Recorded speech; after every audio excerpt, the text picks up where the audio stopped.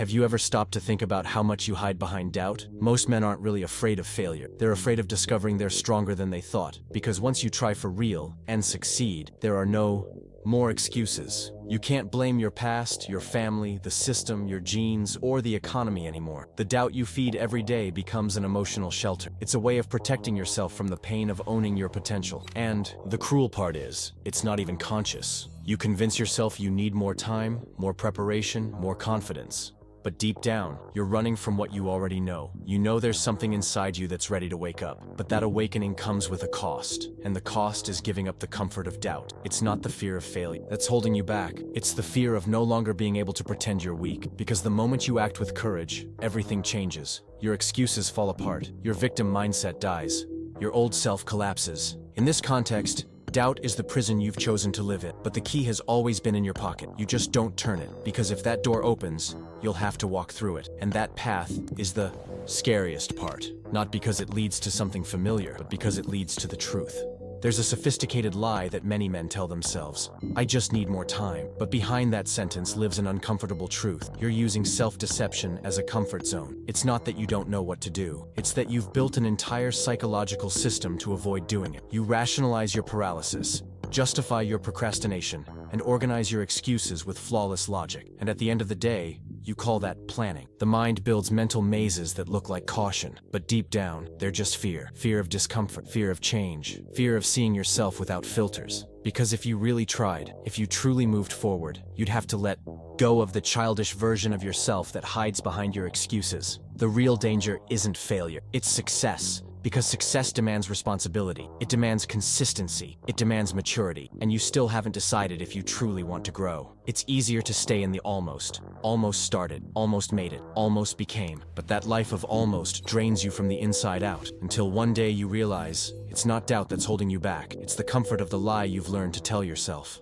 There's a voice that's been following you since childhood. You might not even notice it anymore because it's blended in with your own thoughts. But it's still there, whispering every time you think about taking action, growing, trying, something new. That voice isn't yours. It was planted by someone who should have encouraged you but criticized you instead. By someone who should have supported you but made you feel like a burden. Many men carry, without realizing, the echo of a childhood where they were never good enough, where every mistake became shame, every emotion was treated as weakness, every effort was met with pressure. So they grew up trying to silence that pain with performance, with pride, with escape. But the more they try to prove they're capable, the more they seem to confirm the opposite. Because deep down they still believe what they were told, that they're not enough, that they're not meant to win, that they'll disappoint again. This wound shapes behavior, it shapes silence, it shapes how quickly we give up. And until it's faced, no amount of success will ever fill the hole. Healing begins the moment you stop repeating the old voice and start building your own. When you look at that boy who suffered in silence and say to him, I see you, I hear you, and from now on, I'm the one taking care of us. Have you ever noticed how sometimes, just when everything starts going right, you begin to fall apart? It's like the better things get, the stronger the urge to give up, to go back to old habits, to hide, to throw it all away. It's almost as if success itself is a trigger. And that's exactly what it is. Because success demands that you become someone new, and your mind is still trapped in your old identity, the version of you that suffered, that messed up, that always played the victim. There's an inner image you've built of yourself over the years.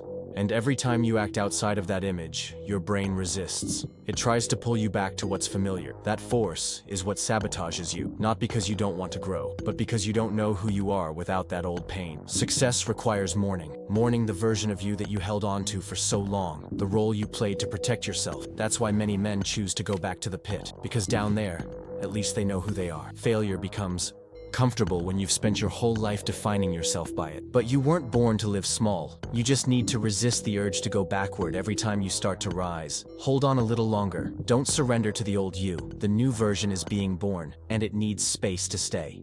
He wasn't different from you, just an ordinary man, a former waiter, shy, in debt, addicted to easy pleasures. He spent his days running from the mirror, from hard conversations, from the potential he could feel deep inside but chose to ignore. Until one day, a friend looked him in the eye and said, "You're not afraid of failing. You're afraid of shining." That hit him like a punch to the gut. For the first time, he felt truly seen, even the part of him he didn't want to face. The fear wasn't of trying and falling short. It was of trying and actually succeeding. Because success meant holding on to a new identity, and he wasn't sure he was ready to stop being the victim, the forgotten one, the weak one, but he chose to try. He started waking up early, cut out everything that made him weaker. He trained, he studied, he put himself out there. And in the beginning, it hurt. It hurt because every new birth demands a rupture. But he kept going. 3 years later, he wasn't rich. He wasn't famous, but he was a man who respected himself, who walked with his chest open, who looked in the mirror and said, "I'm back." And when his father, once disappointed, said, "I'm proud of who you're becoming," he understood. What changes a man isn't external success. It's the courage to stop running from what he already knows he could be, and to finally live up to his own potential. Doubt always shows up, right before an important decision, before changing direction, before putting yourself out there. It slips in quietly, a familiar voice. What if it doesn't work? And without even noticing, you pause, you hesitate, you wait. But what if the question is wrong? What if, instead of asking, "What if it goes wrong?" you asked, "What if I actually succeed?" That simple shift changes everything. Because when you ask, "What if I succeed?" you activate different images, different emotions, different posture. You begin to picture possibilities instead of disaster. You start tapping into strength instead of fear. The human mind responds to the questions you feed it, and if you keep feeding it destructive doubts, you'll keep making small decisions. But when you change the question, you change your path. So do it. Next time doubt creeps in, stop and face it. What if I succeed? What would change? Who would you have to become? What parts of you would need to die? What past would you finally let go of? At its core, doubt isn't a warning. It's an invitation to rise or to retreat. But now you have a new weapon, a question that can open the door, a question that turns the key, and maybe, just maybe, it's all you needed to take the next step.